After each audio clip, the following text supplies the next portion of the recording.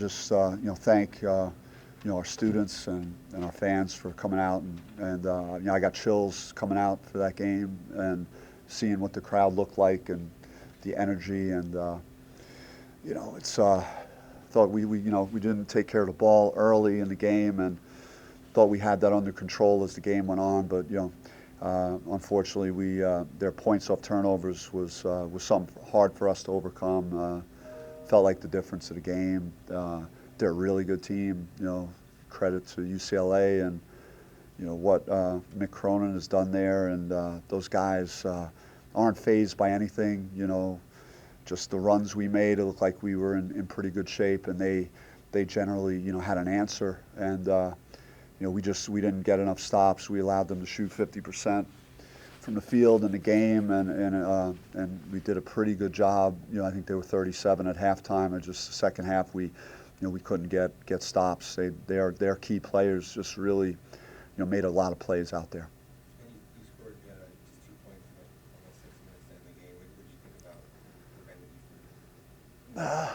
you from? They turned their level up, and I think they fed off the fact that they were hitting some shots too, and you play teams like this that are have been to Final Fours, have those type of guys that have won so many games. They know how to turn it up a little bit, like down the stretch, and I'd have to go back and look at the possessions. But there were some times that we missed guys that we should have made one more pass or a different type of pass, and it wasn't made. And against a defense like that, if there is an opening and someone is open, you better be able to find it, because they cover the court very well, and their bigs move very well, and they're a very good defensive team.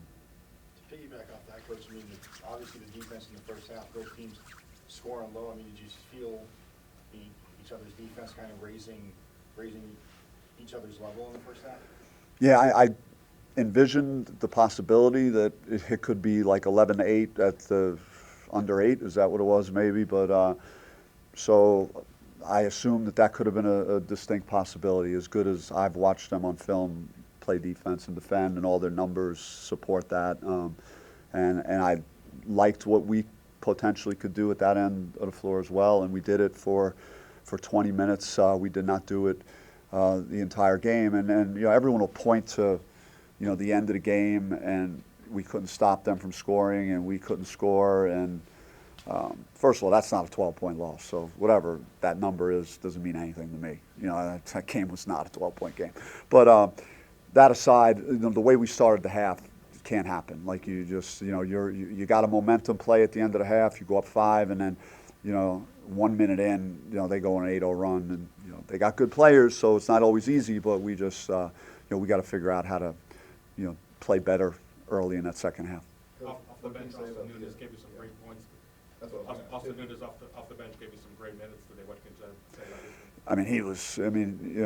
Again, in these big games, he's proven that he belongs, and that certainly he's capable of making plays. And we struggled to score, and he was, very efficient and made some big shots. And his defense on Campbell, I thought was better than anybody's defense on him throughout the game. He's really, he fought like heck over ball screens and got back in front of him quite a bit, moved his feet great. So he played both ends very well.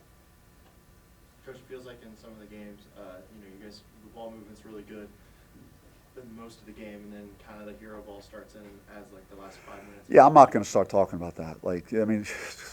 Let's stop with hero ball, okay? Seriously, we played one of the best teams in the country tonight, okay?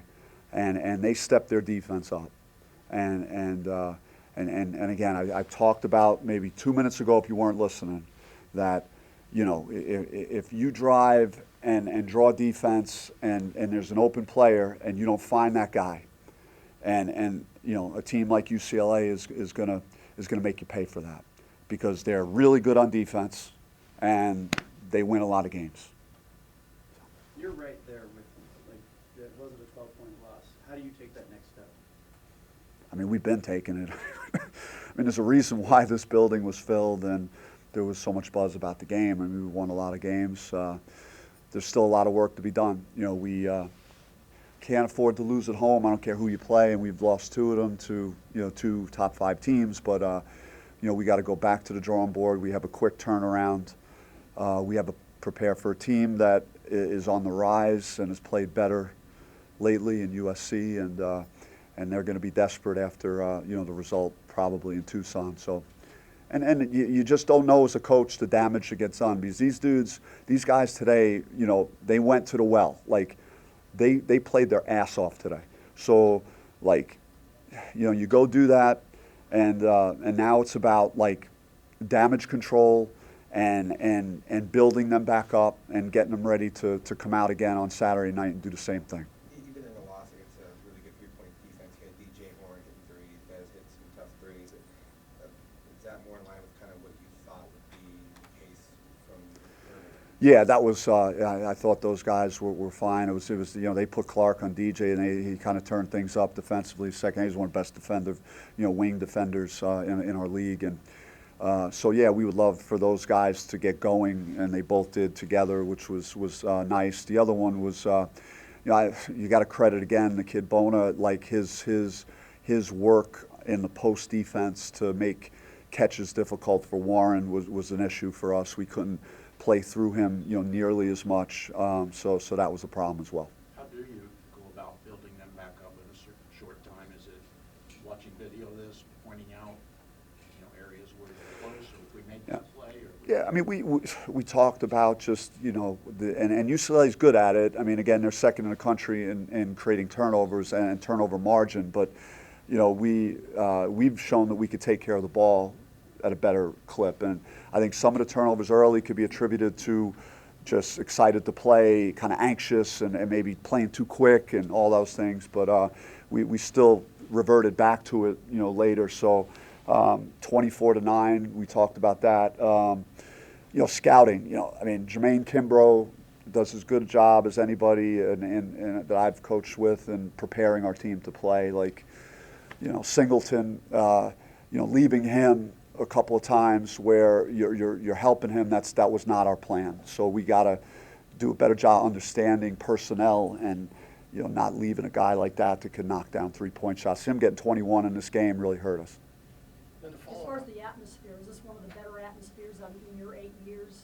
As far as the atmosphere in the crowd tonight, is this one of the better top few games? It's one. Yeah, I mean, it's right there with Kansas. Is my memory back to that when they were #1 in the country. It was an unbelievable environment. I can't ask for anything more. No one can. It's again. I played in a lot of big games as a player and as a coach, and you know, you get goosebumps coming out and seeing the crowd like that. It was fantastic. And I told my players too. They, you know, they're the reason that the crowd was here like that. They earned that. They earned the right to be in this game. I think we went toe-to-toe with them for a while. Their experience and their winning habits, and having done it over years with certain players, you could see that kind of taking over late in the game. But our guys, the season we put together is the reason that crowd was there tonight like that. So we just got to keep winning basketball games and trying to put ourselves in a position to have these moments again. But it's not a Disney movie and stuff, or you know, a fairy tale where you're one game behind, you get this great crowd, and this is our moment. I mean, that's not what life's about. And you wish it was, but it's not real. They took it and they won it, and all the credit to UCLA tonight. And I know you said obviously Austin, the lights aren't too big, Coach, but when he comes out there and he's playing defense like he is, I mean, is that almost like defense is still working hard, but like a calming effect for the rest of the defense, knowing that he can bring that pressure and do that? Yes, and you know, he's not afraid of the moment, and he's a very courageous kid, and he's got the physical tools. And you know, I was debating kind of going to him after I took him out, because he'd been out there for a while, and then maybe going back to him in the last like 4 or 5 minutes. And you know, I was thinking hard about that, and maybe that could have been a possible way for us to generate a couple more points that we probably needed. What do you think of Enoch tonight? It's great, happy for him. He's had a great attitude. He's, you know, he's practiced hard. He's hasn't put his head down, and so I mean, he deserved to go in there and the opportunity presented itself with Duke, 2 fouls, and needed to get Warren out of the game, and he made an impact. So, you know, that's a step in the right direction for him, and it's always good to know that, you know, a guy like him, you might see him get more of an opportunity, and as we keep going here, because we need everybody on our team to contribute. USC, another good team, less than 48 hours. What's the message? I mean, it's similar. I touched on it, just getting, you know, repairing the guys, getting everyone back. We gave our best shot tonight. Did we play perfectly? No, but like everyone fought their ass off to try and win this game, and now, you know, there's some disappointed guys in the locker room. So tomorrow, it's just to get them refocused, and you know, for a team that, you know, is going to be hungry coming in here, you know, obviously playing better, and a team that's, you know, that's been to the NCAA tournament, you know, a lot the last couple of years.